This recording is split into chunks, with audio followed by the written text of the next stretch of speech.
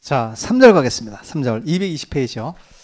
자, 보시면 거기 시행자가 나와요. 시행자. 시행자가 나온다는 얘기는 구역이 지정됐다 이렇게 이해하시면 됩니다. 그래서 1단계로 개발계획이 수립이 됐고 그리고 나서 구역이 지정됐습니다. 그럼 사업 대상 지역까지 정해진 거 맞죠? 그럼 이제 사업을 누가 해야 될지를 정하는 내용으로 넘어가는 겁니다. 그래서 자, 지정권자 정리했으니까 지정권자 놔두시고 뭐 지울게요 제가. 그러면 이제 구역이 지정됐다라고 이해하시면 돼. 그럼 도시개발구역이 지정되면 이 도시개발구역 안에서 사업을 누가 할지를 정하는 절차로 넘어가는 겁니다. 시행자라 그래요. 시행자. 요 다음 절차가 3단계로 넘어가서 원래는 이제 사업 시행자 이렇게 부르는데 그냥 우리끼리 시행자라고 부르겠습니다. 자, 시행자도 한 문제 나오거든요. 근데 시행자 이건 뭐 어렵진 않습니다. 일단 크게 보셔야 돼요. 자, 일단 시행자가 굉장히 많아요. 근데 많다고 넘어가시면 안 되고 나눠야 돼요. 성격을. 그러면 국가나 지자체도 할 수 있습니다. 또 자, 토지 소유자나 조합도 할 수 있습니다. 그러면 국가나 지자체는 공공이에요, 민간이에요? 공공의 성격에 해당되는 자들이 있고 또 토지 소유자가 한대요. 또 조합을 설립해서 합니다. 할 수 있거든요. 또 수도권 외지적으로 이전하는 법인, 부동산 투자회사처럼 민간도 할 수 있다는 얘기입니다. 그래서 우리 이제 시행자를 이제 지정권자가 지정해 주는데 성격을 가지고 나누세요. 성격에 따라서 두 명으로 나누시면 돼요. 하나는 공공사업 시행자가 있고 또 하나는 민간사업 시행자가 있습니다. 이렇게 나누는 겁니다. 그래서 밑에 보시면 자, 시행자 지정이라고 써 있고 자, 양가로 1번에 가면 지정권자가 시행자를 지정합니다 라고 써 있습니다. 보겠습니다. 내용. 자, 도시개발사업의 시행자는 다음의 자 중에서 지정권자가 지정한다라고 써 있습니다. 그럼 지정권자가 누군지 지난 시간에 공부했죠. 그럼 도시개발구역을 지정할 권한을 갖고 있는 예를 들면 국장이 지정을 했어요. A라는 직을. 국장이 누구도 지정해 주는 거예요. 시행자도 지정해 준다 이런 얘기죠. 그래서 지정권자가 지정한 자가 이 시행자를 공공이나 민간 중에서 한 명으로 지정한다 이런 뜻입니다. 그럼 내려가 보세요. 박스를 보세요. 박스. 그 성격 밑으로 가시면 공공사업 시행자 써 있죠. 공공의 동그라미. 자, 그럼 공공사업 시행자가 몇 명 있냐면 1번, 2번, 3번, 4번까지가 공공이에요. 외우지 마시고 그냥 읽는 거예요. 자, 1번에 가면 국가에 있고 지방자치단체가 있습니다. 그럼 국가나 지방자치단체도 사업을 할 수 있고 시행자가 될 수 있고 자, 2번에 가면 대통령령으로 정하는 공공기관 써 있죠. 공공기관이 할 수도 있고 자, 오른쪽 가서 3번에 가면 대통령령으로 정하는 정부 추천기관 정부가 추천해서 돈을 내서 만든 기관이니까 공공사업 시행자가 맞지요. 한 명이 더 있습니다. 지방공사입니다. 4번에 자, 지방공기업법에 따라 설립된 지방공사 거기까지 끊으세요. 여기서 그럼 1, 2, 3, 4는 성격이 공공이에요, 민간이에요? 공공이에요. 그래서 공공사업 시행자가 있다. 그럼 이거를 이제 우리가 정리하시는데 그럼 이 공공에 해당되는 자가 사업을 할 때는 규제를 해요, 안 해요? 규제 안 한다. 이거 중요한 거야. 뭐 동의받아라 이런 거 절대 안 한다는 거지. 그럼 나머지는 하지도 마. 그냥 놔둬요. 나머지는 그러면 공공이 아닌 자는 다 누굽니까? 그럼요. 민간에 동그라미 치면 돼요. 공공 4명이 아닌 자 다 민간으로 집어넣으면 돼요. 하나씩 외우지 마시고. 그 중에서 5번에 가면 토지 소유자 보이시죠? 6번에 별표하세요. 자, 6번 대표성 있는 자 한 명만 하시면 돼. 자, 6번이 누구냐면 도시개발구역의 토지 소유자가 도시개발 위에 설립한 조합입니다. 조합의 동그라미. 이 조합이 시험에 가장 많이 나오는 겁니다. 뭐 작년도 여기서 한 문제가 나왔죠. 그러니까 여러분들 우리가 정리하실 때 자, 그 민간은 대표적으로 누가 있다? 조합이 있는데 원래 이름은 도시개발조합이라 그래요. 다시 원래 이름은 도시개발조합이라 합니다. 그래서 자, 공공이 누구고 민간이 누구다 뭐 이런 것만 구별하시면 돼 지금. 그러니까 여기서 공공에 해당되는 자나 민간에 해당되는 자 중에 한 명을 지정권자가 시행자로 뭐 하는 거예요? 지정하는 거예요. 그건 지정권자 재량이야. 누굴 지정할지는 필요한 자를 지정해 주는 거지. 그러면 이 공공이나 민간 중에 한 명이 누구한테 지정을 받았어요 지금? 지정권자한테 지정받았죠. 그럼 지정받는 순간 그냥 시행자가 된다고 이해하시면 돼. 그러면 공공이나 민간 중에 한 명이 시행자로 지정을 받아서 사업을 한다. 그럼 여기서 나머지는 따로 보지 말고 요걸 따로 보는 거예요. 요거. 뭘 따로 본다? 조합. 자, 그래서 한 장 넘기세요. 자, 넘기시면 조합 보기 전에 222페이지 가면 지정 제한이라고 써 있습니다. 3번에 밑줄 그어 놓으시고 작년에 여기서도 한 문제가 나왔는데 자, 제안에다가 동그라미 쳐보세요. 제안. 뭔가를 부탁하는 게 제안이죠. 그럼 일단 제안은 행정청이 하는 거예요? 비행정청이 하는 거예요? 행정청이 하면 요청이라 그래요. 근데 비행정청이 하면 제안이라 그럽니다. 그래서 자, 원칙 예외 이렇게 있는데 제안의 상대방이라고 써 있고 그럼 여기서 보세요. 자, 시행자가 될 수 있는 자가 지금 공공도 있고 민간도 있죠. 그러면 예를 들면 A라는 자가 사업 시행자 될 수 있어요. 시행자 될 수 있는데 나는 사업을 시행을 하려면 지정권자한테 지정을 받아야만 할 수 있지. 그러면 사업을 하고 싶어요. 여기서. 그러면 도시개발구역이 아직 지정이 안 된 상태예요. 그럼 도시개발구역이 지정이 안 된 상태에서는 내가 시행을 할 수 있나 없나? 없어. 그러니까 도시개발구역을 뭐 해달라? 지정해달라. 이렇게 지정 좀 해주세요라고 부탁할 수 있다는 겁니다. 시행자 될 수 있는 자가. 자, 그럼 물어볼게요. 그냥 편하게만 대답하세요. 여는 시행자가 될 수 있는 자가 도시개발구역 지정해주세요라고 제안하는 걸 지정제안이라고 부릅니다. 자, 그 중에서 국가는 제안을 할까요, 안 할까요? 요청하는 거지. 그래서 제안 대상에서 제외되는 거예요. 그 다음에 지방자치단체도 행정청이잖아요, 여러분들. 이것도 제안할 수 없다 이렇게 되는 거지. 그 지금 보면 부탁을 하는 게 도시개발구역을 지정해달라고 부탁하는 거거든 지금. 그럼 아직 도시개발구역이 지정이 됐어요, 안 됐어요? 안 됐습니다. 그러면 조합이 있을까 없을까? 여러분 조합은 도시개발구역이 지정되면 그 안에 토지 소유자 있죠? 그분들이 설립하는 시행자예요. 근데 지금 도시개발구역 지정이 안 됐죠? 조합이 어디 있습니까? 형체도 없단 말이에요. 그럼 조합이 지정 제한할 수 있다. 그럼 형체도 없는 유령이 제한할 수 있다는 얘기랑 똑같으니까 조합도 제한을 할 수 있다 없다? 없다라고 하시는 거거든요. 그럼 누구를 제외한? 3명을 제외한 시행자 대신자 중에서 3명을 빼야 돼. 국가, 지방자치단체, 조합을 제외하고 나머지 시행자가 될 수 있는 자가 시장군수구청장한테 도시개발구역 좀 지정해 주세요 라고 해서 부탁할 수 있다는 뜻입니다. 그러니까 4글자로 지정제한 그렇게 부르는 거예요. 개념만 잡으시면 돼요, 여러분들. 그러니까 거기 보면 한 번 시험에 나온 게 23회 때 한 번 나온 게 지정제한할 수 없는 자가 누구냐 이걸 찾아라 라고 냈단 말이에요, 시험에. 그럼 시행자 중에서 지정제한할 수 없는 자는 몇 명? 3명. 답은 여기 3명 중에 1명이 답인 거예요, 여러분들. 이 3명은 제한을 못한다. 그리고 3명 뺀 나머지 시행자가 될 수 있는 자만이 지정 제한할 수 있다고 대답하는 겁니다. 그래서 거기 그대로 나와 있죠. 국가, 지방자치단체, 조합을 제외한 시행자로 지정될 수 있는 자는 특별자치도의사, 시장군수구청장에게 도시개발구역의 지정을 뭐 할 수 있다? 제한. 제 원칙만 보시고 얘는 놔두시고. 자, 동그라미 2번은 서류제출인데 서류제출은 의미 없습니다. 자, 3번에 별표하세요. 제안의 동의. 자, 그럼 보세요. 지금 자, 시행자가 될 수 있는 자가 지정 제한하는 거 맞죠? 다시. 시행자가 될 수 있는 자가 지정 제한하는 거 맞죠? 그럼 시행자가 될 수 있는 자는 몇 명이 있어요? 이렇게 나눠볼까? 공공도 있고 민간도 있어. 근데 법에서 뭐라고 하냐면 자, 지정 제한할 때는 동의서를 갖고 오세요라고 합니다. 그때 공공은 동의서 필요해요, 필요 없어요? 누구만 필요해요? 동그라미 치세요, 민간. 그래서 옆에 자, 민간 시행자. 민간 시행자면 공공이 아닌 자를 말하는 거니까 따로 외울 필요 없죠. 자, 그래서 민간 시행자는 자, 거기 보면 맨 끝에 줄에 가면은 자, 도시개발구역의 지정을 제한하려는 경우 대상구역 토지면적 거기다 미치면 되죠. 대상 토지면적 얼마 이상? 3분의 그거 찾으셨어요 지금? 민간 시행자 있고 가로 열고 민간이 다 써 있는 거야 거기 지금. 근데 그걸 다 외울 필요가 없다는 거지. 공공이 아닌 자를 다 써놓은 거니까. 그러면 쭉 가서 하나, 둘, 셋, 넷, 5번째 끝나는 부분에 민간 시행자에 해당되는 자가 도시개발구역의 지정을 제한하려는 경우 대상구역 토지면적 3분의 2 이상에 해당하는 토지 소유자에 뭘 받아야 한다? 동의. 이 동의는 공공, 민간 모두 받는 거예요? 민간만 받는 거예요? 그걸 기억하시면 돼. 이게 공법이에요, 앞으로. 그러니까 흐름을 좀 찾아가시면 돼요. 규제 대상은 무조건 공법에서 규제 대상은 무조건 누구다? 민간이다. 라는 걸 기억을 하시면 됩니다. 자, 그리고 4번에 가면 비용 부담. 자, 특별자치도의사 시장군수구청장은 제한자와 협의해서 도시개발구역의 지정을 위해서 필요한 비용.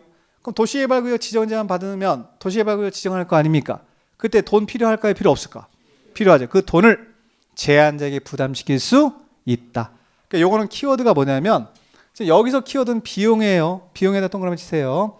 머니입니다. 머니. 자, 비용이 나오면 제한을 한 여기 시행자가 될 수 있는 자가 제한한 거 맞죠? 요거는 부담시킬 수 있다. 무조건 법에서. 그럼 상대방이 돈이 있을 수도 있고 없을 수도 있죠. 이건 의무로 못 만들어. 그래서 앞으로 비용 나오면 맨 끝에 뭐라고 끝나야 돼? 부담시킬 수 있다. 끝나야지 부담시켜야 한다는 형태로 끝나면 무조건 X 하시면 되지. 의무적으로 부담시켜야 한다 말이 안 되잖아요. 돈이 없으면 어떨 거냐. 그럼 돈 있는 자만 지정 제한하라는 얘기니까 말이 안 되는 소리입니다. 그래서 상대방이 돈이 있을 수도 있고 없을 수도 있기 때문에 자, 비용이 나오면 부담시킬 수 있다. 이런 형태로 끝나는 거고요. 자, 내려가서 결과 통보. 그럼 여기 보세요. 자, 시장호주구청장이 지정 제한 받은 거 맞죠? 그러면 반영하겠다, 안 하겠다를 알려줘야 될 거 아니에요. 한 달 걸려, 한 달. 다시 몇 개월? 1개월. 동그라미. 나중에 한참 외울 거예요, 우리가. 자, 근데 이 의견이 부족할 수 있나요, 없나요? 있습니다. 그럼 이 의견을 뭐 할 수 있다? 연장할 수 있습니다. 그때는 그냥 일자 한 번 더 써먹어요. 몇 개월? 1개월. 범위 내에서 연장할 수 있습니다. 그런 것들은 나중에 세세하게 들어가는 내용이기 때문에 몰아서 외우시면 돼. 한 1000번, 2000번 듣고 나서 외우면 돼. 자, 그럼 나중에 외워지니까 걱정하지 마시고. 자, 오른쪽 가서 223페이지 가면 별표 3개. 올해 또 나와요, 여러분들 이거. 나오면 맞춰주면 돼, 그냥 가서. 편하게 맞추면 돼요. 자, 이름이 도시개발조합입니다. 다시. 2번에 도시개발조합이라고 써있죠. 자, 보세요.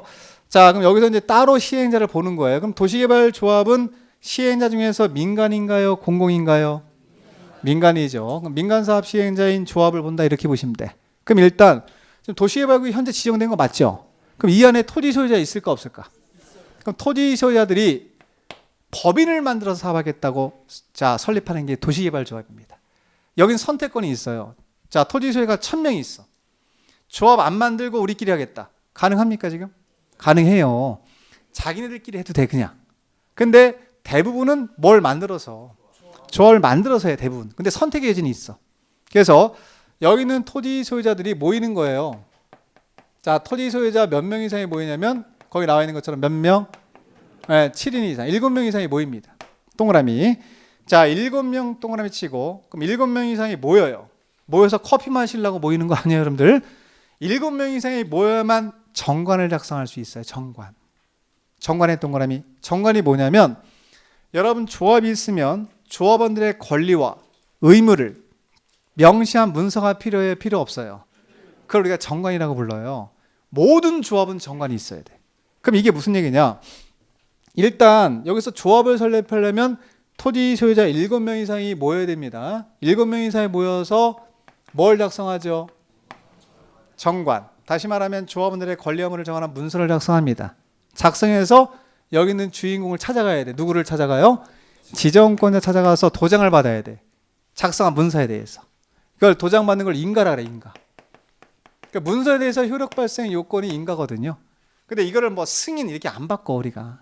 조합은 무조건 인가받는 거야. 정관에 대해서. 그러면 여기서 첫 번째 확인할 거 뭐냐면 자, 일단 토지 소유가 조합을 설립하려면 7명 이상이 모여야 됩니다. 모여서 정관을 작성한 다음에 지정권자를 찾아가서 인가를 받아야 돼요.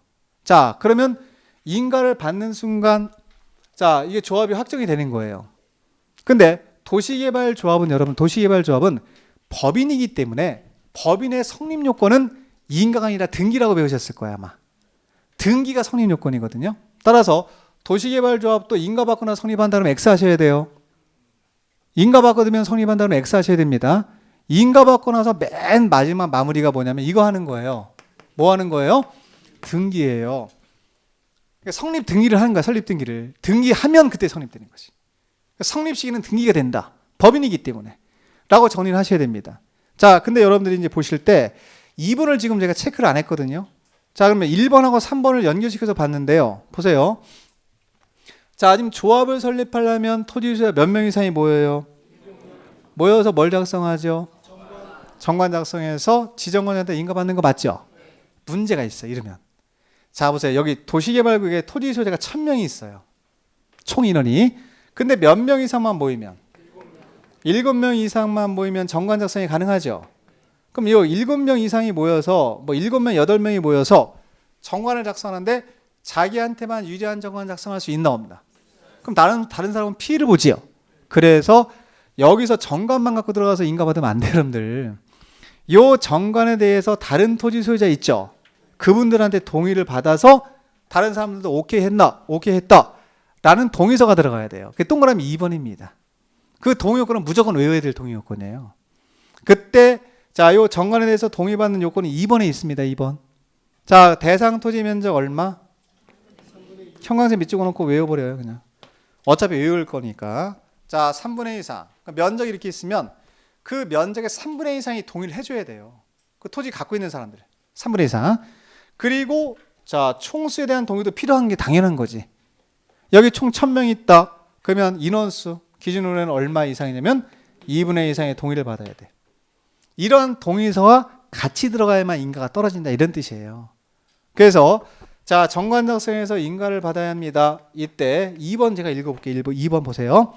조합 설립에 인가를 신청하려면 해당 도시개발구역의 토지 면적 3분의 1 이상에 해당하는 토지 소유자와 그 구역의 총수 2분의 1 이상의 동의를 받아야 한다 이렇게 써 있죠. 그렇지. 이건 정관에 대해서 동의받으라는 얘기죠. 그러면 다른 사람도 피해를 줄일 수 있지 않습니까? 다른 사람도 오케이 해줘야 된다는 얘기예요. 자, 그리고 나서 인가받는 게 3번으로 넘어가는 겁니다. 인가받아야 됩니다. 자, 그리고 나서 인가받은 날로부터 며칠? 그 30일은 중요한 숫자는 아닙니다. 등기가 중요한 숫자죠. 인가받고 나서 뭐 하면? 등기. 하면 뭐 한다? 성립. 그 이유는 도시개발조합은 법인이기 때문에 자, 성립 시기가 언제입니까? 그러면 인가받으면 성립한다. 이거 많이 나와 시험에. X 하셔야 돼. 인가받으면 성립하는 게 아니라 뭐 하면 성립한다? 등기. 이렇게 정리하시고 자, 내려가서 조합원으로 갑니다. 자, 조합원은 자, 당연히 누가 될까요? 밑줄. 토지 소유자. 자, 토지 소유자가 조합을 설립했으니까 토지 소유가 되는 거죠. 그래서 밑에 가면 조합원. 자, 조합의 조합원은 토지 소유자로 한다. 그리고 권리 의무 가보세요. 기억번은 중요합니다. 자, 박스 안에 기억이 있고 기억번이 권리고 니은번이 의무죠, 여러분들. 그러면 기억번의 권리 보세요. 자, 여기서 지금 조합원 누구요? 토지 소유자예요. 자, 보세요. 여기 편하게 보세요. 편하게. 갑돌이가 있고 을순이가 있고 병돌이가 있어요. 그냥 편하게 들으시면 돼. 자, 갑돌이가 갖고 있는 토지 면적 1000제곱미터 갖고 있대. 1000제곱미터. 자, 을순이가 갖고 있는 토지 면적 100제곱미터 갖고 있대. 100제곱미터. 자, 병돌이가 갖고 있는 토지 면적 자, 50제곱미터 갖고 있대. 이렇게. 그러면 소유자가 여러 명이 있지만 소유한 면적이 보유하고 있는 면적이 동일해요, 달라요? 달라요. 상관없어요. 똑같이 한 표씩 행사합니다. 이게 권리예요. 보유 토지의 면적에 관계없이 6글자로 평등한 의결권을 갖는다. 이게 권리입니다. 그래서 6글자에 밑줄 그시면 돼. 평등한 의결권. 그럼 이게 평등한 의결권이라는 얘기는 면적이 많은 사람이건 100평, 1000평 갖고 있는 사람이건 10평 갖고 있는 사람은 이건 상관없다는 얘기 아니겠습니까? 똑같이 몇 표씩 행사하냐면 한 표씩 행사하는 거예요. 그걸 6글자로 뭐라 그래요? 평등한 의결권을 행사한다. 그런 권리를 갖고 있다는 얘기죠. 똑같이 한 표씩 행사하는 겁니다. 이거를 보유 토지 면적에 비례해서 의결권을 행사한다. 이렇게 나올 수 있어요. X 하셔야 돼. 면적 관계없이 평등한 의결권을 갖습니다. 그런 권리를 갖고 있고 자, 3번 내려가세요. 자, 내려가시면 2번의 동그라미. 자, 그럼 여기서 지금 조합원이 누군지 봤죠? 조합원은 토지 소유자입니다. 자, 그럼 보세요. 토지 소유자가 총 1000명이 있대요. 1000명이 있으면 이 1000명을 대표해서 조합을 이끌어갈 사람이 필요할까 필요 없을까? 임원이에요. 임원. 임원 많이 들어보셨을 거야. 조합 임원. 조합 임원은 누가 있을까요? 그러면 조합을 대표하는 조합장이 필요하죠. 조합장이 있고 이사가 있고 감사가 있습니다. 이렇게 대답하시면 돼요. 밑에 박스에 보시면 조합장 한 명이 있고 이 조합장을 보좌하는 이사가 있고 회계 상태를 감사하는 감사가 있습니다. 여러분 보세요. 앞으로 여기 있는 3명을 묶어서 뭐라고 불러요? 조합의 임원이라 그러시는 거야. 그럼 여기 있는 임원은 보세요. 자, 누구 중에 선임할까요? 천천히 가볼까요? 일단 토지 소유자가 조합원 되는 거 맞죠? 그 조합원 중에서 임원을 선임하는 거죠. 총회를 열어서. 자, 그럼 총회에서 임원 뽑는 거야. 이렇게. 갑돌이 조합장, 을순이, 병돌이 이런 식으로. 요 세 명이 뭐가 되면 임원이 되는 거지. 이분들이. 그래서 밑에 보시면 니은번에 자, 조합의 임원은 의결권을 가진 조합원이어야 한다. 이렇게 써 있잖아요, 여러분들. 결론은 누구 중에 선임한다는 얘기냐면 조합원. 그러니까 토지 소유자는 일단 이 전에 있었잖아. 토지 소유가 조합원 됐죠? 그럼 조합원이라고 이제 지금부터 대답을 하셔야지. 조합원 중에서 누굴 선임해요? 임원을 선임한다 이런 식으로 끌고 가셔야 돼. 자, 됐고. 자, 2번에 가면 임원에 누가 나와요? 결격사유. 흐름이 계속 이어져요. 자, 보세요. 여기 보면은 갑돌이가 을순이가 있고 병돌이가 있고 여러 명이 있을 거 아니야. 토지 소유자가. 거기에 정돌이도 있대. 근데 이 정돌이는 나이를 봤더니 10살이래. 10살짜리가 토지 갖고 있을 수 있습니까? 없습니까? 많아요. 생각보다. 자, 조합원 될 수 있어요? 없어요? 여러분들 보세요. 제가 조합원이 누구라 그랬죠? 10살짜리가 토지 소유자죠? 조합원 될 수 있는 거예요. 근데 임원은 될 수 없는 거예요. 중요한 거예요. 그럼 결격사유는 조합원은 결격사유가 없습니다. 그러나 누가 될 수는 없다? 그렇지. 임원이 될 수 없다. 그 중에 1번 하나만 보시면 되지. 피성년 후견인, 피한정 후견인 또는 미성년자 써있죠. 여기는 우리가 당연히 될 수 없는 거죠. 미성년자 10살짜리다 라고 한다면 조합원은 될 수 있지만, 자, 잘 들으세요. 다시. 조합원은 될 수 있다. 맞나요? 토지 소유자라고 한다면 조합원은 될 수 있지만 조합의 임원은 될 수 없다는 얘기입니다. 그럼 임원이 될 수 없다는 얘기는 조합장 될 수 없다. 이사 될 수 없다. 감사 될 수 없다. 이렇게 이해하시면 돼. 이거 이해되시죠? 제목이 누구의 결격사유예요? 그렇지. 임원의 결격사유. 조합원은 결격사유가 없어요. 그러나 임원은 될 수 없다. 이렇게 정리하시고 다음 장 넘겨서 자, 다음 장 가시면 자, 3번에 가세요. 3번. 224페이지 3번. 자, 제목이 누구의 자격상실이죠? 임원. 자, 내용 읽어볼게요. 조합의 임원으로 선임된 자가 임원의 결격사유에 해당하게 된 경우. 자, 그러면 여기 갑돌이가 자, 선임이 된 거예요. 조합장으로. 근데 중간에 뭘로 된 거지 지금? 결격사유에 해당이 된 거지. 뭐 파산 선고를 받았다. 이런 것들 결격사유에 해당이 되면 자격상실할 거 아니에요. 그때 언제 자격상실합니까? 그러면 다음 날에 동그라미 치시면 돼. 해당이 된 날이 아니라 다음 날. 왜? 제정신 돌아올 수 있으니까. 자, 하루 기다려줘. 그래서 자격상실 시점은 언제? 다음 날. 얘기하시고. 자, 한번 직문을 읽어보시면 돼요, 여러분들. 직문은 뭐 우리가 조합장은 조합을 대표합니다. 사무를 총괄합니다. 총회 대연회 이사의 의장이 됩니다. 어려운 거 없고. 대장 역할을 하는 게 조합장이라는 뜻이고. 자, 그럼 이사는 누구를 보좌하죠? 조합장 보좌하죠. 사무를 분장합니다. 그 다음에 감사는 사무 및 재산 상태, 회계관 한상을 감사하고. 자, 내려가서 리을번. 조합장 또는 이사의 자기를 위한 조합과의 계약이나 소송. 계약의 동그라미, 소송의 동그라미. 그러니까 여러분 이 조합을 상대로 소송 제기할 수 있나요? 없나요? 그럼 누가 나오느냐? 누가 대표하느냐? 그럼 무조건 감사. 생각을 하지 마. 공식을 만들어요. 자, 계약이나 소송이란 단어가 보여요. 그럼 3명 중에 빨리 선택하세요. 감사 나오면 맞고 안 나오면 틀리다. 이렇게 하는 거예요. 100% 감사가 대표합니다. 조합을. 자, 또 하나 더 물어볼게요. 자, 여기서 지금 우리가 임원이 누가 있나요, 여러분들? 조합장도 있고 이사도 있고 감사도 있죠. 근데 여러분 조합원들이 딱 봤을 때 이 을순이가 너무너무 능력이 뛰어난 거예요. 그래서 이사도 하면서 감사도 하세요. 두 가지 업무를 병행해서 수행할 수 있을까 없을까? 겸직금지예요. 그게 리을번에 있는 거. 미음번. 그럼 임원은 아무리 능력이 뛰어나도 두 가지 업무를 병행해서 수행할 수 있다 없다? 없다. 그러니까 4글자로 이걸 뭐라 그러면 겸직금지라 그래요. 한 사람한테 너무 많은 권한을 안 주겠다 이런 얘기입니다. 그래서 자, 보시면 조합의 임원은 같은 목적의 사업을 하는 다른 조합의 임원이나 직원을 겸할 수 없다 했던 거라며. 없다. 있다 그러면 안 되고 없다. 겸직은 허용된다, 금지된다. 자, 4번 아까 했고. 자, 조합의 법적 성격. 조합은 법인으로 합니다. 그 법인으로 하기 때문에 아까 성립 요건이, 성립 시기가, 자, 인가받으면 성립하는 거예요? 등기하면 성립하는 거예요? 등기하면 성립한다. 이렇게 배운 거고요. 그 동그라미 2번에 있죠. 동그라미 2번에 보면 조합은 주된 사무소 소재지에 등기를 하면 성립한다. 인가받으면 성립한다 그러면 X예요. 등기가 성립식입니다. 성립 요건입니다. 자, 거기까지 하시고 내려가서 5번에 조합의 조직, 총회의 동그라미, 대연의 동그라미 두 개. 자, 이건 의결기구입니다. 둘 다. 자, 그럼 무슨 얘기냐면 보세요. 지금 자, 여기서 조합이 지금 시행자예요. 그럼 조합이 어떠한 사항을 의결하려면 의결하는 기구가 필요할까 필요 없을까?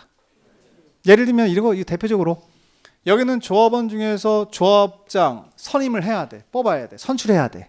그 다음에요. 이사도 선출해야 되겠죠. 그 기구가 필요할 거 아니에요. 모아놓고 의결하는 기구. 그걸 총회라 그래요, 여러분들.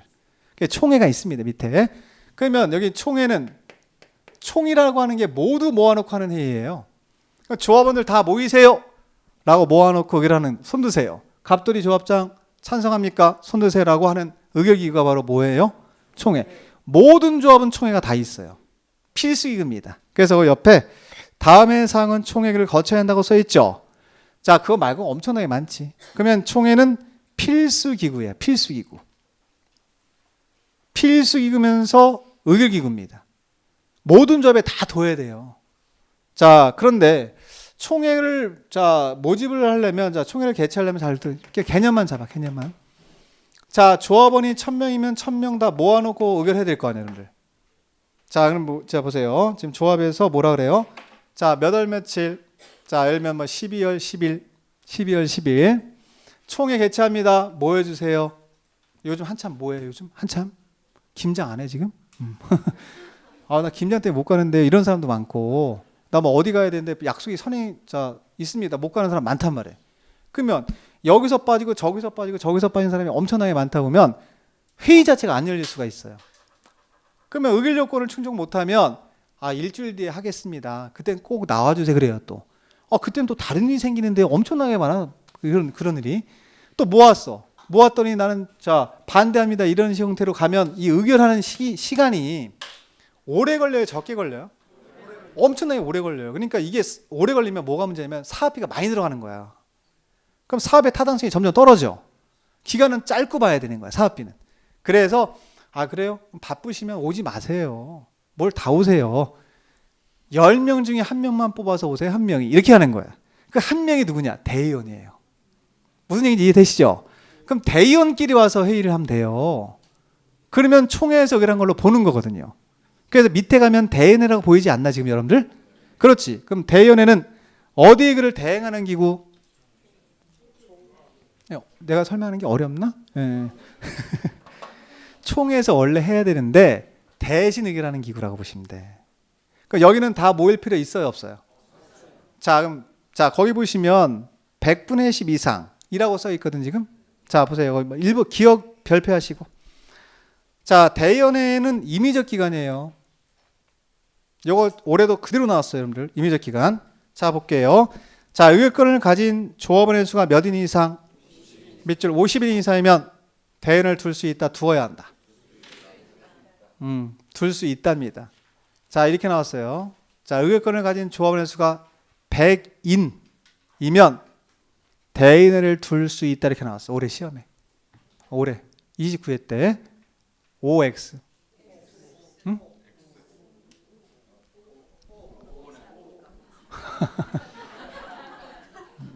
올해 기대할게요, 내가. 오잖아, 100인이면. 50인 이상이잖아요, 지금. 또 100인이 나오면 또 50인 안 나왔다고 X하고 다니고 그런단 말이야, 지금. 응용 문제지, 약간의. 일단 50인 이상이면 100인으로 나왔다니까. 100인 이상이 아니라 100인으로. 그럼 100인이면 50인 이상이 들어가죠? 둘 수 있는 거 맞잖아요. 기준점이 충족됐으니까. 그런 식으로 공부를 하셔야 된다는 거죠. 그러니까 이런 것들이 답으로 나오는 거, 이런 것들이. 그러니까 어려운 거 사이드에 있는 거 가서 답 찾지 말고 이런 거나 제대로 하시라는 얘기예요, 제 얘기는. 기본적인 내용. 그럼 100인이 됐건 200인이 됐건 다 둘 수 있는 거 맞잖아요, 지금. 50인 이상이 들어가니까. 그런 부분을 먼저 보는 게 맞고요. 그리고 내려가서 수를 한번 보세요, 수. 자, 대연의 수라고 써 있는데 대연의 두는 대연의 수는 의결권을 가진 조합원의 총수의 100분의 10 이상으로 하면라고 써있죠. 그러면 조합원이 몇 명이면? 100명이면 그런 뜻이에요. 몇 명 이상? 10명 이상 돌아 이런 얘기지. 쉽게 말해 10명 중에 1명 이상 두란 얘기예요. 다 오지 마시고 10명 중에 1명만 오세요. 뽑아서. 그럼 그분이 대인이 되는 거 맞죠? 그분들이 와서 하시면 돼. 그분들이 와서 손들면 10명이 손든 거랑 똑같은 효과가 나타나는 거예요. 그러면 대의원에서 지금 의결했습니까? 안 했습니까? 하면 통과됐죠? 그럼 총회에서 의결한 걸로 본다. 이게 되는 거예요. 그럼 신속한 의결이 되나요? 안 되나요? 된다는 얘기입니다. 그 목적으로 두는 기구의 이름을 뭐라고 불러요? 대의원회라 그래요. 여러분들 올해도 제가 누누이 나온다 대의원회 나온다 나올 수밖에 없다. 또 개정됐으니까 이게. 그래서 50인으로 낮춰졌어 지금. 그러한 상태에서 정리해 놓으시는 게 중요한 거야. 어떤 거 대행합니까? 어떤 거 대행 못합니까? 이건 나중 문제고 지금 둘 수 있는 기구의 기준점이 몇 인 이상? 50인 이상부터는 가능하다. 이런 것들을 명확히 정리하는 게 중요한 거예요. 그래서 둘 수 있다라는 얘기는 안 둘 수도 있다는 얘기 아니겠습니까 지금? 그럼 보세요. 요거는 자 조합원 수가 100명이래요. 조합 대회원이 없어도 되죠? 없어도 되는 거예요. 있을 수도 있고 없을 수 있다. 그걸 우리가 임의적 기간이라 그래요. 필요하면 돌아 이런 얘기예요. 다만 기준점을 충족할 때 줄 수 있다는 얘기죠. 거기에 대한 기준점이 몇 인 이상? 50인. 됐습니다. 그렇게 정리하시고 자 다음 장 넘어가세요. 오른쪽 4절로 넘어가시면 돼요. 자 이제 자 중요한 누구를 끝냈을까 우리가? 그래 시행자 끝냈어요. 자 시행자는 누구하고 누가 있다고 여러분들? 예, 공공과 민간이 있죠. 자 그 중에서 민간 중에서 꼭 기억을 해야 될 자 시행자가 누구라고 여러분들? 조합을 따로 살펴본 겁니다. 자 가장 기본에 충실한 공부를 자꾸 하셔야 돼요. 자 그러면 어쨌거나 시행자가 공공이 됐건 민간이 됐건 한 명이 정해졌습니까? 정해지지 않았습니까? 정해졌죠. 그럼 이제 시행자가 앞으로 사업을 어떻게 하겠습니다. 라는 구체적인 사업 계획서를 작성해야 되겠죠. 국계법에서 배우고 온 4글자 실시계획이 또 나오는 거예요. 그래서 여러분들 그래서 4절에 가면 실시계획 보이시잖아요. 지금 그겁니다. 자 그럼 그 다음 단계로 갈게요. 제가 자 4번 무슨 계획 작성? 실시계획이죠. 자 그럼 요거는 누가 작성할까 여러분들? 구체적인 사업 계획서니까 당연히 시행자가 작성해야 된다. 자 그래서 1번 보세요. 자 시행자는 도시개발 사업에 관한 실시계획을 작성해야 한다라고 써 있죠. 자 그리고 2번 가면 실시계획은 무슨 계획에 맞게? 그렇지. 여기까지 이해가 되셔야 돼. 그러니까 2번까지는 이해가 되셔야 돼. 자, 요 실시계획은 바로 앞에서 이미 무슨 계획이 하나 있냐면 여기 있잖아요. 요거. 이미 무슨 계획이 있는 상태예요. 개발계획이 있어요. 그럼 개발계획은 뭐냐면 도로를 10개 설치하겠다. 20개 설치하겠다. 이거밖에 없어요. 그러면 어디다 설치하겠다는 있을까 없을까? 그 내용이 없어요. 그러면 10개 설치해라. 예를 들어 도로를 라고 했으면 10개를 어디다 설치하겠다는 구체적인 계획서를 작성해야 돼. 따로. 위치를 잡아줘야 돼. 그 위치를 잡아서 구체적으로 어디다가 설치하겠다. 10개 어디다 설치하겠다. 라는 계획이 바로 요 계획이에요. 무슨 계획이다? 실시계획이다. 이렇게 이해하시면 돼. 그러면 시행자는 개발 계획을 보고 사업을 하는 게 아니죠. 무슨 계획을 보고 해야 돼요? 실시에 따라 사업을 시행해야 됩니다. 따라서 여기서 개발 계획에서 10개 도로 설치하세요라고 했는데 여기서는 20개 설치하면 돼요, 안 돼? 안 된다 이런 얘기예요. 그래서 실시계획을 작성할 때는 개발 계획에 맞게 작성되는 게 맞습니다. 다만 그 개발 계획에 정해진 방향 10개라고 하는 그 내용을 구체적으로 어디다 설치를 정하는 계획이라고 생각하시면 되지. 그게 실시계획이죠. 그러면 당연히 사업을 할 시행자가 작성하는 게 맞고 자 내려가서 내용. 자 내용은 우리가 이 실시계획 내용 속에는 여러분들 우리가 배운 거예요. 도면이 있어야 될까요? 없어야 될까? 설계도서. 그죠? 작은 계획이 필요하죠? 머니 필요하잖아요. 여러분들 배운 거. 그 다음에 몇 년 동안 사업하겠다. 기간 필요하죠? 그런 내용이 포함된다고 써 있습니다. 자 내용 보겠습니다. 자 실시계획은 사업 시행에 필요한 설계도서, 자금계획, 시행기간, 그 밖에 대통령령으로 정하는 사항과 서류를 명시하나 첨부해야 된다 이렇게 써 있고 그럼 작성 단계가 끝났다라고 보시면 돼요. 내려가서 인가. 자 인가라는 얘기는 이 문서에 대해서 행정청한테 도장받으라는 얘기로 이해하시면 돼요. 간단히. 자 이때 인가권자 누군지 볼게요. 자 시행자는 작성된 실시에 관해서 누구한테 인가받으래요? 지정권자. 그렇지. 제가 주인공이 누구라 그랬죠? 도시개발법은 지정권자한테 인가받는 거 맞고. 자, 그리고 나서 의견천지 갑니다. 자, 의견천지가 잘 나와요, 의외로. 그럼 여러분 보세요, 여기서. 자, 그 의견천지라고 하는 거는 옆에다가 인가 절차라고 써도 돼, 인가 절차. 네 글자로 인가 절차. 자, 그럼 시시객 인가권자인 지정권자가 인가를 하려고 합니다. 자, 인가권자가 누구라고 했냐면 지정권자라고 했어요. 그럼 지정권자가 현재 뭐 하는 거죠, 여러분들? 어려운 거 아니고. 자, 천천히 가볼게. 시행자가 시식을 작성했죠. 작성한 다음에 저 개발계에 맞게 작성된 일 행정청한테 가서 확인을 받아야 될 거 아니에요. 그래서 이 지정권자를 찾아가서 인가라고 하는 도장을 받으러 가는 거예요, 지금. 그러면 이 지정권자가 도장을 찍기 전에, 인가하기 전에 어떤 절차를 거쳐야 되느냐, 이걸 배우는 거야, 지금부터. 그럼 여기 지정권자는 국장이 될 수 있나 없나? 자, 국장인 경우도 있고 케이스가. 두 번째는 시, 도지사나 대도시장이 될 수도 있죠. 맞습니다. 그럼 예를 들면 국장이 현재 인가권자래요. 어떤 절차를 거친 다음에 인가해 주냐, 이런 얘기입니다. 의견을 들어야 돼요. 여기서 의견은 바로 한 단계씩 내려가면서 의견 듣는 거예요, 여러분들. 만약에 현재 지정권자가 누구라고 한다면, 국장이라고 한다면 인가하기 전에 바로 밑에 있는 자한테 의견 들어야 돼요. 시도의사나 대도시장. 자, 이번엔 시도의사가 인가할 수도 있죠. 그럼 시도의사 밑에 몇 명 있어요?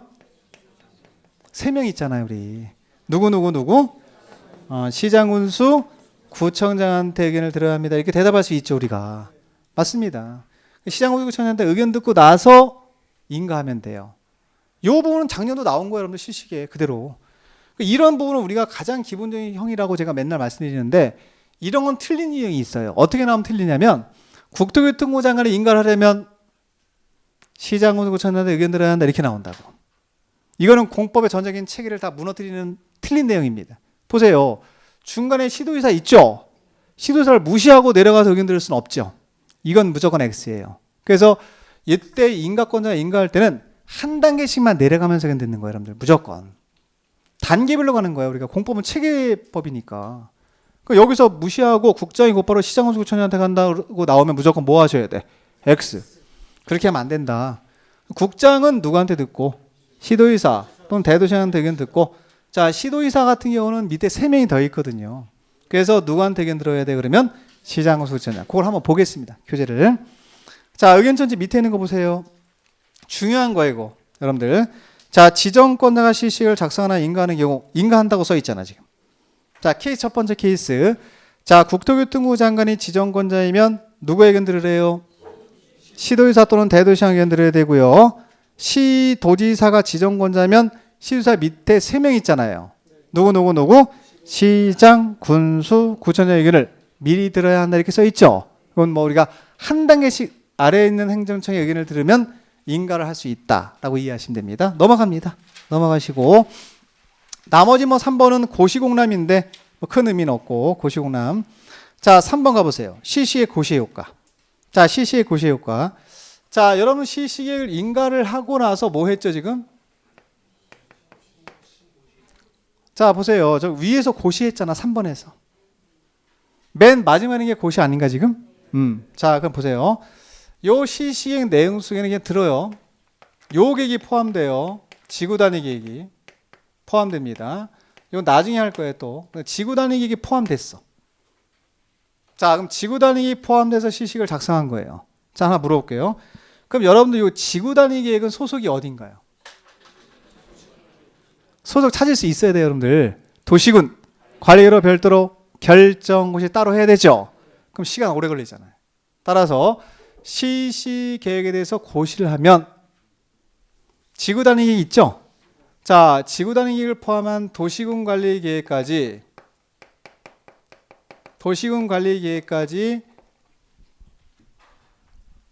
결정되어 고시된 걸로 본다, 이거예요. 의제. 그럼 시간을 줄일 수 있나 없나? 그렇지, 안 해도 되니까. 그러니까 이 여러분들 보시면 도시개발법이 가만히 이제 몇 번 정도 이렇게 돌아가서 보시면은 느낌이 좀 와요. 그 느낌이 뭐냐면 빨리빨리 사업을 하려고 그러는 거야, 지금. 아니, 절차를 10개 거쳐라. 안 거쳐도 된다. 이런 것들이 엄청나게 많다는 거지.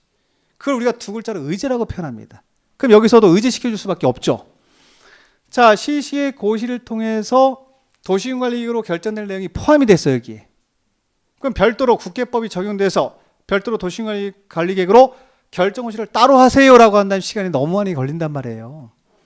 도시군관리계획으로 결정고시 하는 것만 1년, 2년 걸릴 거 아니에요. 그러면 도시군관리계획으로 결정고시 할 때까지 기다려야 되잖아. 도시개발사 못하고. 그러다 보면 10년, 20년 걸리는 거야, 다시. 그러니까 이런 절차는 그냥 안 거쳐도 된다. 그냥 안 거쳐도 거친 걸로 봐줄게요. 왜? 공익사업이니까. 여러분, 우리가 하는 도시개발사업은 공익이에요, 사익이에요? 공익이니까 의지를 시키는 거야. 믿으니까. 그 얘기를 써놓은 게 밑에 3번의 1번입니다. 양가로 1번. 자, 보세요. 한번 이해되시나? 자, 시시를 고시한 경우 고시된 내용 중 국계법에 따른 도시군관리계획으로 결정하야 하는 사항은, 그러면 시시의 내용 속에 뭐가 포함됐어요? 지구 단위를 포함한 도시군관리로 결정 내용이 포함된 거지 지금. 자, 그런 얘기입니다. 자, 결정하야 하는 사항은 국계법에 따른 도시군관리 계획이 결정될 고시된 걸로 동그라미 쳐야지. 본다. 본달 두 글자로 뭐라 그러죠? 의제라고 하는 거. 의제. 의제 됐잖아 지금. 정리를 하시고. 자, 그럼 내려가서 5절에 가면 이제 사업 시행 방식이 나오는데, 사업 시행 방식은 1부만 할게요.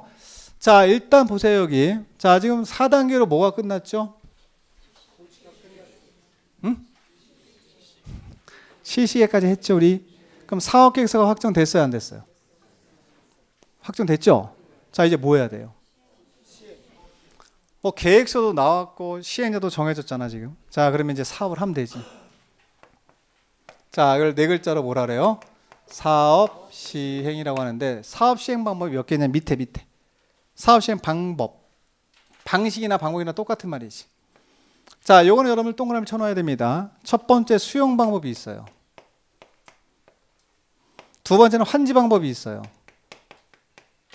세 번째는 혼용이 있습니다. 혼용. 이렇게 세 가지 방법이 있어요. 자, 그래서 밑에 가면은, 자, 표를 보세요. 표를 보시면, 도시개발 사업 시행 방식이라고 써 있고, 자, 첫 번째 칸에 보시면 수용 또는 사용 방식이라고 써 있죠. 그냥 수용 방식으로 줄여. 그냥 수용이 되니까 사용도 되는 거니까 그건 뭐 둘 다 할 필요는 없습니다. 자, 수용 방식 이렇게 하시면 돼. 그 다음에 환지가 밑에 보이실 거예요. 그 다음에 혼용 방식 보이실 거예요. 자, 그럼 보세요, 여기. 자, 수용 방식 옆에 뭐라고 써 있어요, 지금 여러분들. 수용이라고 하는 거는 어떻게 하는 거냐면, 토지 소유자의 의사하고는 관련 없이 시행자한테 강제 취득권 주는 거 맞죠? 강제 취득권이라는 얘기는 뭐예요? 이 사람의 의사 상관없이, 자, 강제로 뺏어올 수 있는 권한을 주는 겁니다. 그럼 이때는 한꺼번에 사업을, 자, 신속하게 할 수 있을까 없을까? 그걸 우리가 집단적 한꺼번에 조성해서 공급한다 이런 표현을 쓰는 거예요. 그래서 거기 보시면, 자, 계획적이고 체계적인 도시개발 등 집단적인 조성과 공급이 필요한 경우라고 써 있죠. 그럼 한꺼번에 조성해서 뭐 한다? 공급한다. 이럴 때는 어떤 방법을 선택한다? 수용. 그렇지. 뭐 이런 것들은 틀릴 수가 없죠. 쫙 가서 한꺼번에 할 수 있는 방식이 수용 방식밖에 없어요, 여러분들. 자, 더 중요한 거 갑니다. 환지. 자, 환지 가보세요. 환지는 토지를 뭐 하는 거라고요, 여러분들? 바꿔주는 거예요. 자, 이렇게 해서 다음 주에 할 거예요. 이거 다음 주에 할 건데, 자, 보세요. 종전에 자, 사업 하기 전에 토지가 이렇게 있어요. 그럼 개발이 된 토지, 안 된 토지? 안 된 토지니까 논밭 이렇게 있겠지요. 논밭, 과수원 이렇게 있을 거예요. 논밭, 과수원 이렇게 있습니다. 이 토지를 사업을 해요, 가서. 그럼 도시개발 사업을 하면 이렇게, 자, 이 바둑판 모양이 안 됐나 지금? 다시 바둑판 모양으로 이렇게. 아, 이상한데. 네. 그냥 봐주세요. 네. 바둑판 모양이라고 봐주세요. 그냥 이렇게 됐습니다. 자, 요거는 이제 지목을 대로 다 바꿔요, 여러분들. 건물 지으신 토지로 다 바꿔줍니다. 그리고 요 토지를 소유자, 원래 종전의 토지 소유자 있죠? 이분한테 요 새로운 토지로 바꿔주는 거야. 자, 여기 갑돌이였으면 갑돌이 토지 이렇게 만들어서 주는 거예요. 자, 여기 을순이었으면 을순이한테 요 토지 주는 겁니다. 자, 그러면, 자, 대지로서의 효용을 증진시켜서 토지를 뭐 하냐면 교환시켜주는 방식이지. 토지를 교환시켜주는 방식. 자, 간단히 말하면 지가가 상승합니까? 하락합니까? 상승시켜요. 상승되죠. 상승된 요 땅을 바꿔주는 거예요. 그 땅을 바꿔주는 걸 우리가 두 글자로 뭐라 그래요, 여러분들? 이렇게 읽을 수만 있으면 돼. 예. 자, 하나가 더 있습니다. 보세요. 원래 여기 수용 방식으로 사업하려고 그랬어요. 근데 여기 땅값이 너무 비싸. 그럼 수용 방식으로 하면 사업의 타당성이 떨어지겠지. 그럴 때는 무슨 방식으로? 환지로 한다 이렇게 이해하시면 돼. 그 또 하나. 자, 여기를 한쪽은 수용으로 하고 한쪽은 환지로 한다 이렇게. 자, 이걸 두 가지 방식을 동시에 할 수도 있죠. 그럼 무슨 방식 돼요? 혼용. 혼용은 나오지도 않아 시험에. 신경 쓰지 마세요. 이게 있다라고 하시면 돼. 그래서 수용 방식 요거 문제 한 문제 나오고요. 환지가 한 문제씩 나오는 거예요. 이거 이제 다음 주에 하겠다는 얘기예요, 저희가. 수용 방식 가면 오른쪽에 있지 않나 여러분들 2번에 가면 제목이 수용 사용 방식에 의한 사업 시행이라고 해서 이게 그냥 간단히 줄이면 무슨 방식? 수용 방식. 그다음에 요거 끝나면 무슨 방식으로 넘어갈까? 환지로 넘어가시면 돼. 네, 그러면 우리가 정리가 되는 거니까 다음 주에 천천히 하겠습니다. 시간 많으니까. 시간 많나요? 시간이 지금? 나 혼자만 많아요? 자, 이렇게 정리를 하시고 다음 주에도 제가 병원을 좀 가야 되기 때문에 일요일 날 나오시면 될 것 같아요. 일요일 나와서 뭐 시간이 조금 뭐 2시 좀 넘을 수도 있고 2시 한 10분이나 20분 정도 될 수 있어요. 다음 주에는. 다음 주는 도정법을 끝내야 되기 때문에 약간의 변수가 있으니까 먹을 걸 좀 중간에 좀 싸우세요. 예. 3교시 끝나면 좀 뭐 드시고 또 수업 듣고 이렇게 하시면 될 것 같아요. 그래서 다음 주까지는 보강 형태로 정규 과정에 이제 강의진들 나가기가 어려우니 일을 하니까 좀 힘드시더라도 나와서 수업 같이 재밌게 듣고 열심히 해서 합격하면 되잖아요. 그죠? 예, 그래서 다음 주까지만 양해 좀 부탁드리겠습니다. 아시겠죠? 예. 오늘 수고하셨고요. 다음 주에 뵙겠습니다. 감사합니다.